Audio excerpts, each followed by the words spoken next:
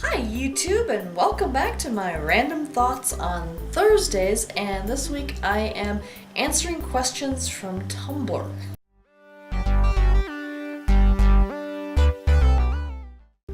Alright, so since I got into the whole fan fiction writing thing last year, I've kind of gotten more into Tumblr. I really didn't get Tumblr for a long time, and I still don't to a certain degree, but a large part of the Dragon Age fan fiction community is on Tumblr, so I've kind of gotten into Tumblr because of that. And so I just went ahead and I sent out a post today on Tumblr saying, hey, ask me questions so I can make a video. So here I am making a video answering the questions, and I'm not going to put little screenshots of people's questions and things. They came in from various sources and some of them are anonymous, so you know what, it's just better in the long run that I just don't do that. I know a lot of YouTubers will screen capture the actual questions and things, probably because they want to make sure that they're like not being made up by someone else. And I apologize that maybe you think that I made these up, but if you do, I didn't. But anyway, enough of that. Let's go ahead and just kind of get into the questions. And again, this is the Dragon Age fanfiction community who's asking me these questions, so obviously some of this is going to be, like, if you don't know the game Dragon Age, you know, I'll try and explain things to those people who don't know, but as I answer the questions, but just as a FYI that there's a bunch of them that are Dragon Age questions and some of them that are personal questions, so hang on to the end. I moved the personal questions to the end. Anyhow, so the first question is, what's my favorite Dragon Age game? So there's been 3 Dragon Age games so far in the series. There's Dragon Age Origins, Dragon Age 2, which, just 2, and then Dragon Age Inquisition. Origins was the game that got me into the series in the first place, and it's an amazing game, even though the graphics and stuff are somewhat dated, but it's still a really good storyline. 2 got a lot of criticism, but I actually still really enjoy the game, and I've, I don't know, I enjoy the game even though mechanics and storyline and everything are different from the first game. I really enjoy the characters. It's much more of a character-focused game, I think, than Origins was, even though all 3 of them are very character-focused, but I think Dragon Age 2 is primarily character-focused and less story-focused. And maybe that's where a lot of people were having issues with the game. But I really love the characters and the character development in Dragon Age 2. And then there's Inquisition, which is the new one.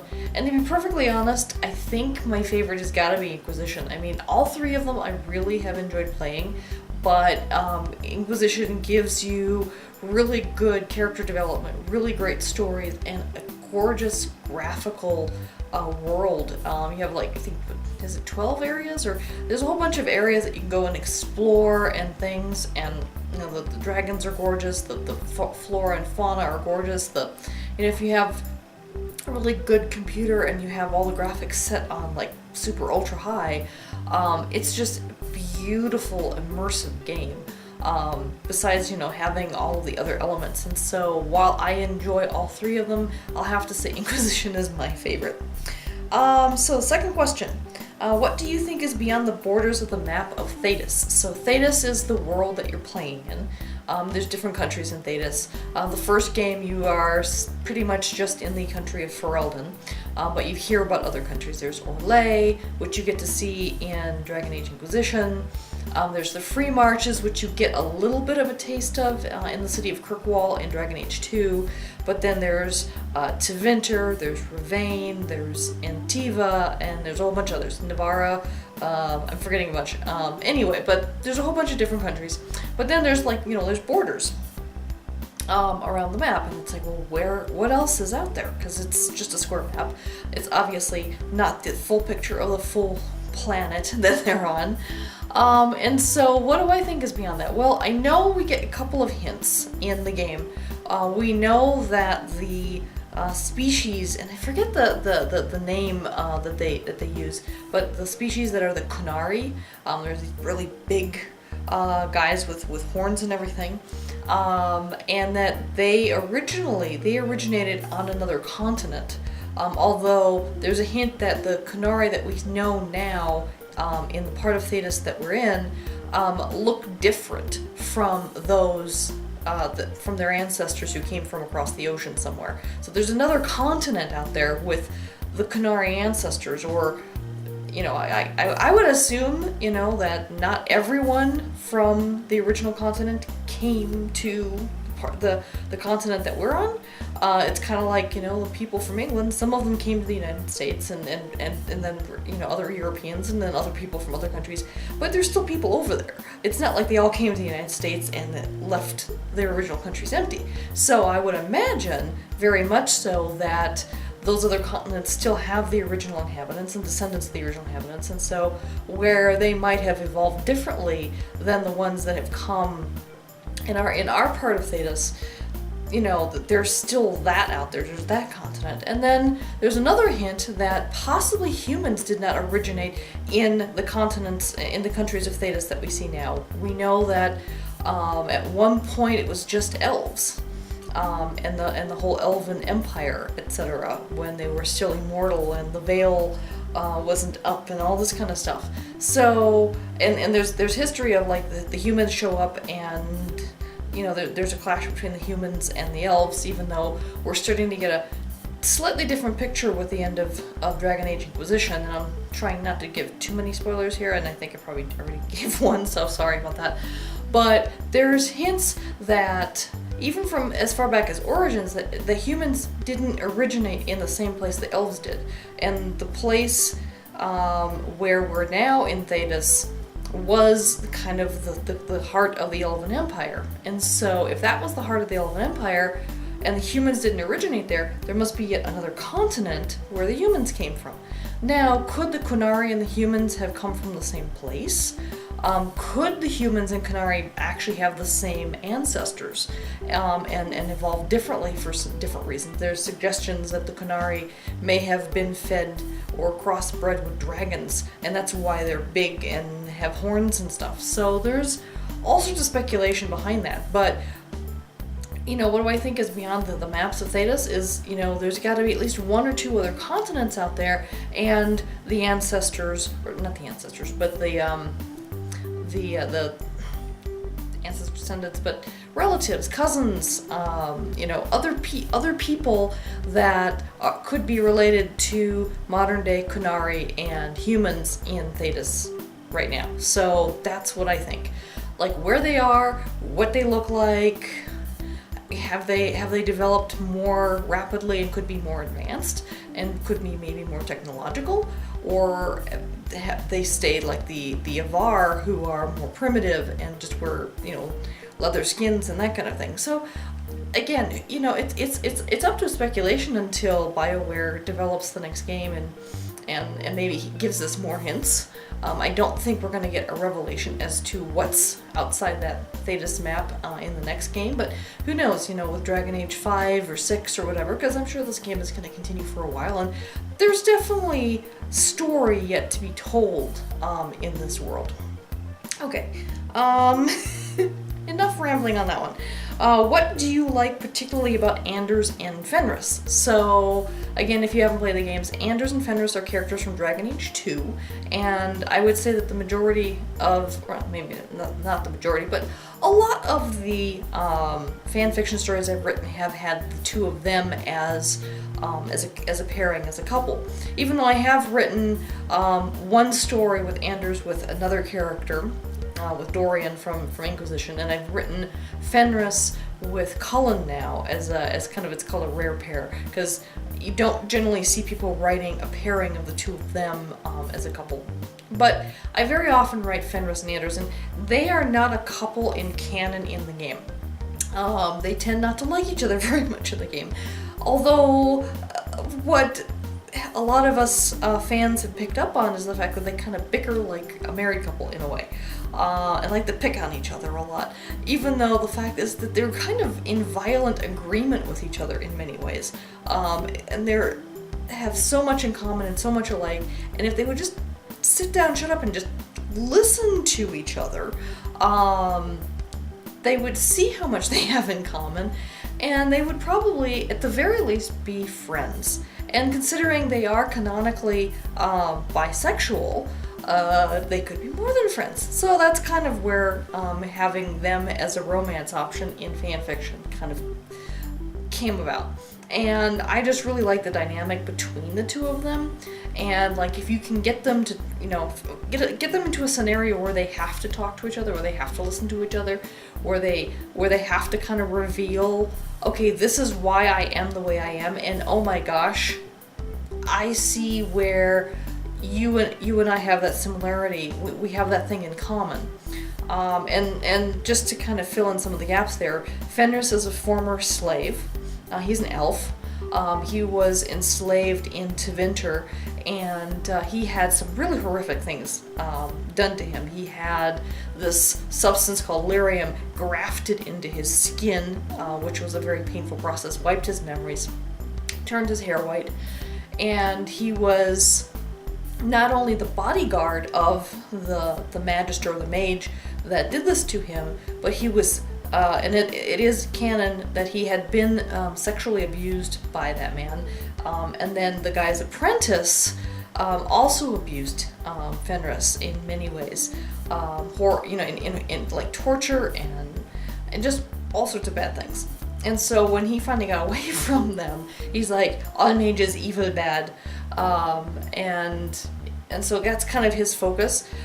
That he was held captive, he was tortured, and in his mind, all of the anybody who has any similarity to his master, who is a mage, must be just as bad and evil and wrong, etc.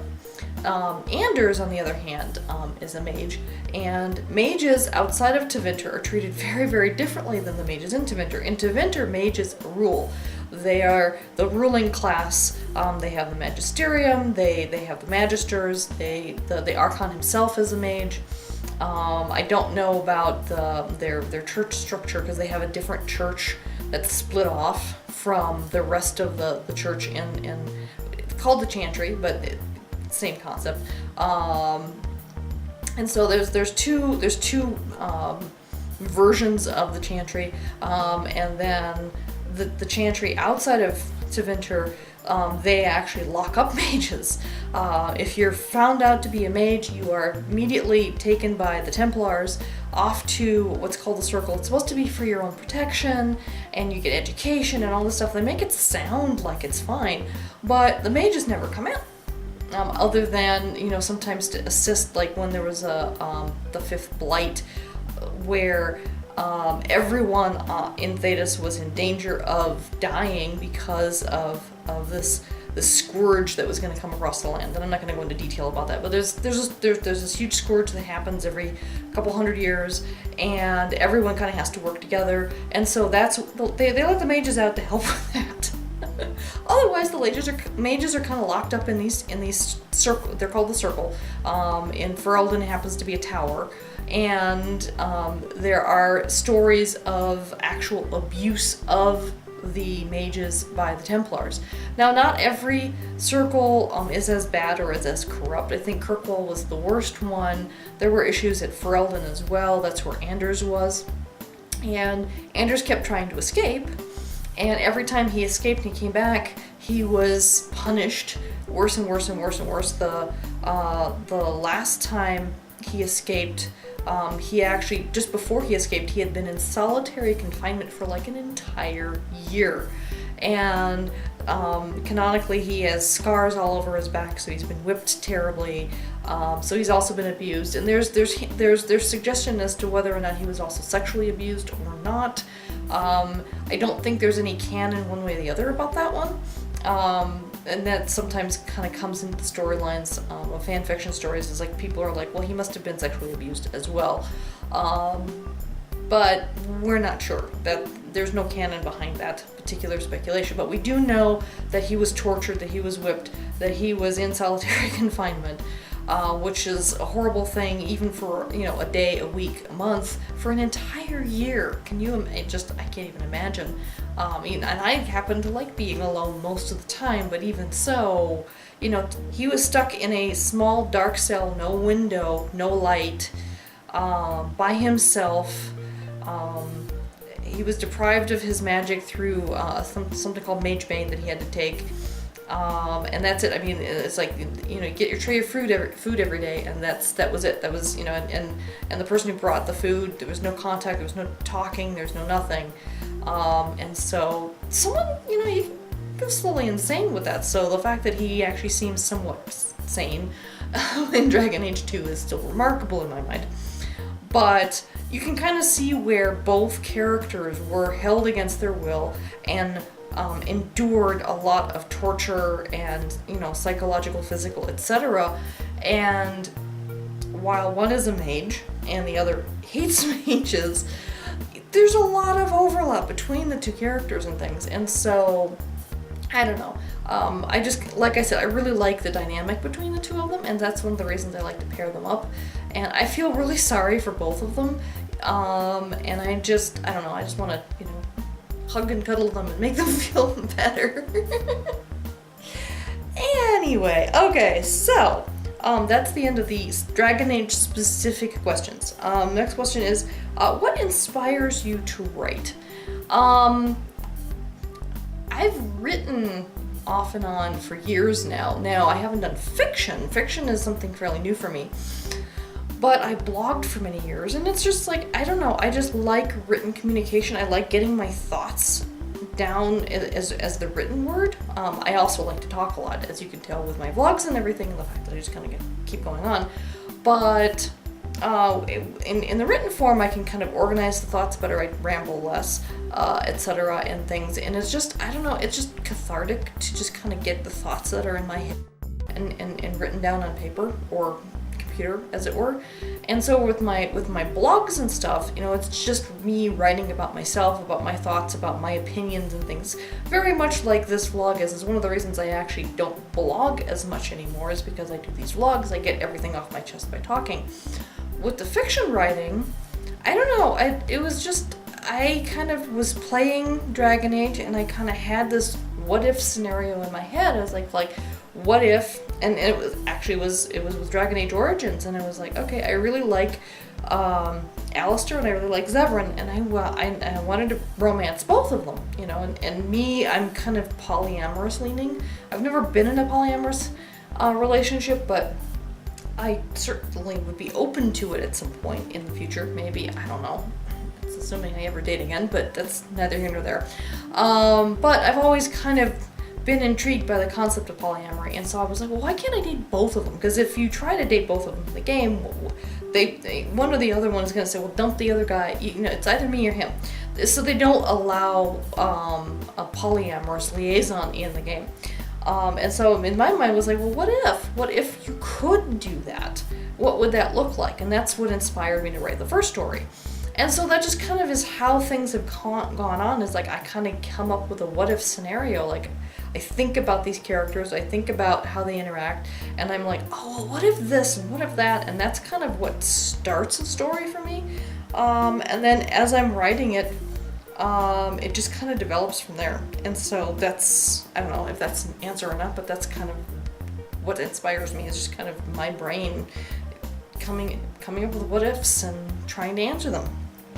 Okay, and next question. Have you ever been to another country? And the answer is yes. With a follow-up question, if yes, where have you been and what was your favorite experience there? Well, I've been to a lot of places, so that could take me a long time to explain. But let's see, I went to Canada when I was really young. I actually went to kindergarten there for a while. I was in Vancouver in Coquitlam, actually, and we lived there for about 9 months. We were gonna move there, but changed our minds, came back to Chicago. Anyway, so I don't remember too much about that, although I do remember eating the best Black Forest cake ever at a cafe in the mall near where we lived. Okay. I'm not going to do a favorite experience for every place, because in some cases it was just me driving through the country with my husband or boyfriend at the time. But let's see, I've been there. I've been to Germany.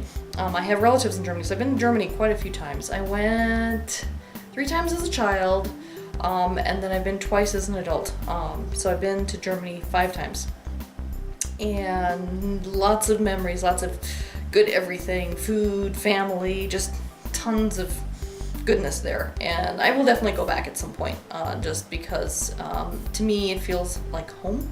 I grew up in a very German focused home. My grandmother raised me, she cooked German, she spoke German, so to me German is home, even if I am only a quarter German genetically. The rest of me is Polish and Ukrainian. Anyway, let's see, I've been to England, and in fact I had a long distance boyfriend that I met on IRC in England. Also been to the Netherlands, was another long distance boyfriend from IRC, so I got to visit him. So there's long stories behind both of those, but I guess favorites in a lot of places, just food, just good food.